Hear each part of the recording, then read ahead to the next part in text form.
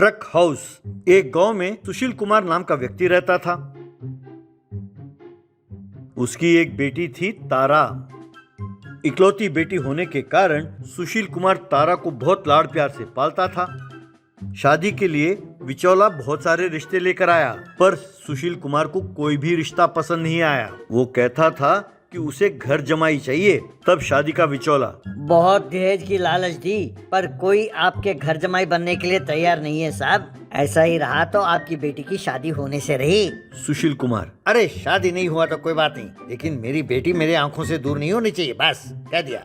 एक दिन तारा पंकज नाम के व्यक्ति को घर ले आई।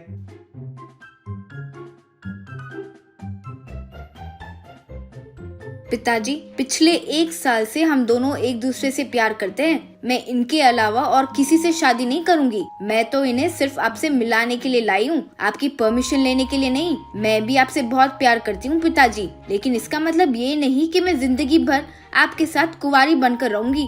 ये सुनकर सुशील कुमार परेशान हो गया।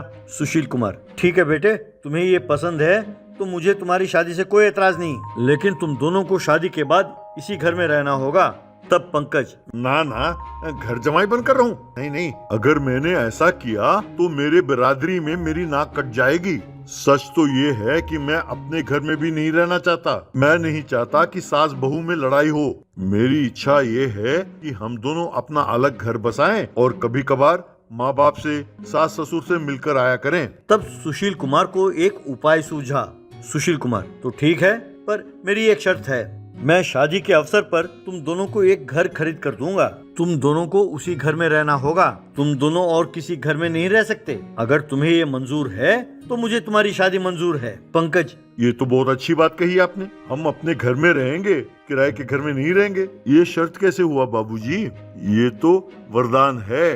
तब सुशील कुमार अपने मन में वरदान है या श्राप, धीरे धीरे तुम्हें पता चलेगा जमाई बाबू। कुछ ही दिनों में पंकज और तारा की शादी बड़ी धूमधाम से हुई। शादी के बाद सुशील ने पंकज की आंखों पर पट्टी बांधा और उसे उसके घर के सामने ले आया। पंकज, ये क्या बाबूजी, छोटे बच्चों की तरह आंखों पर पट्टी बांधकर? सुशील ने उसकी आंखों से पट्टी खोला और टैं टड़ैं, यही तुम्हारा नया घर है बेटा।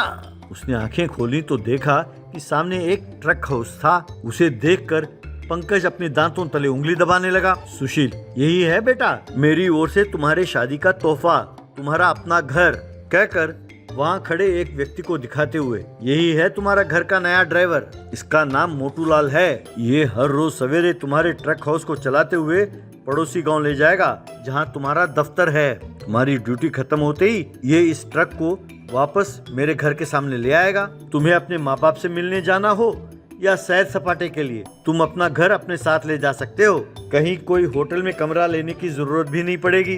क्यों, कैसा है मेरा आइडिया? ये सुनकर पंकज बेहोश होकर गिर गया।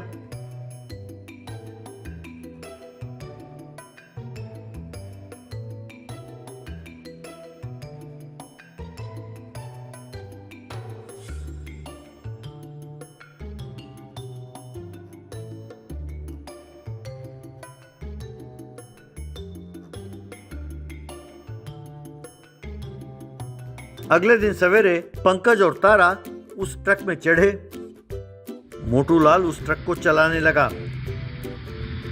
उस ट्रक हाउस को सड़क पर जाते हुए लोग हैरान होकर देखने लगे। वो ट्रक सीधा पड़ोसी गांव में पंकज के दफ्तर के सामने जा रुकी। वहां ट्रक हाउस के अंदर तारा पंकज से, दोपहर के खाने के लिए घर आ जाएंगे ना आप? पंकज, दफ्तर के सामने घर ले आई और फिर पूछती हो कि दोपहर के खाने के लिए मैं घर आऊंगा कि नहीं है? अरे आऊंगा नहीं तो और क्या करूंगा, जरूर आऊंगा। ट्रक हाउस से उतरकर पंकज सीधा दफ्तर गया। दफ्तर में सहकर्मचारी उसे देखकर हंसने लगे। शाम को वो ट्रक हाउस सुशील कुमार के घर के सामने आ रुकी। अपनी बेटी को देखकर सुशील कुमार बहुत खुश हुआ।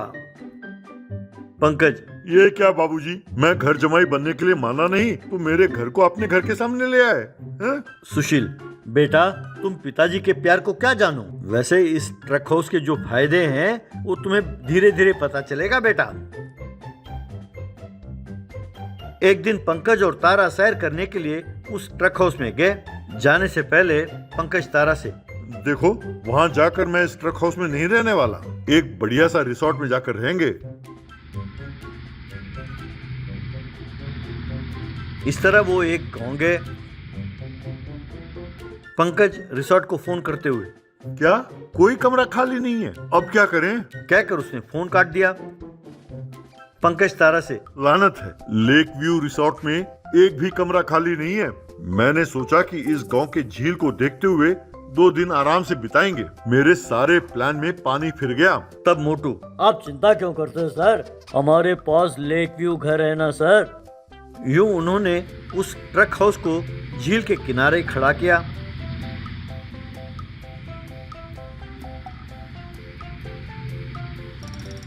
मोटू ने उस घर के सामने एक छोटा सा टेंट लगाया। वहां फल और बाकी खाने के पदार्थ को सजाया।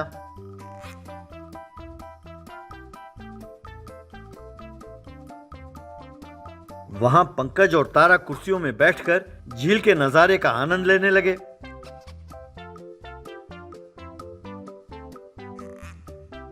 इस तरह 2 दिन तक झील के किनारे ट्रक हाउस में बैठकर नजारे का आनंद लेने लगे।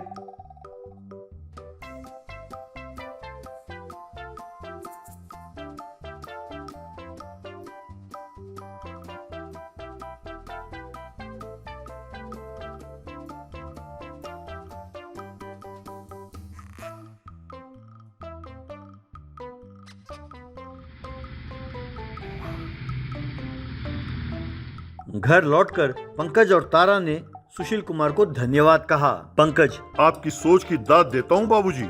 शुरू में मैं भी हंसता था, लेकिन अब मेरे दोस्त भी मुझसे पूछते हैं कि ये ट्रक हाउस बनाया कहाँ। आपका बहुत बहुत धन्यवाद बाबूजी। ऐसा कहा। सुशील कुमार मन ही मन मुस्कुराने लगा।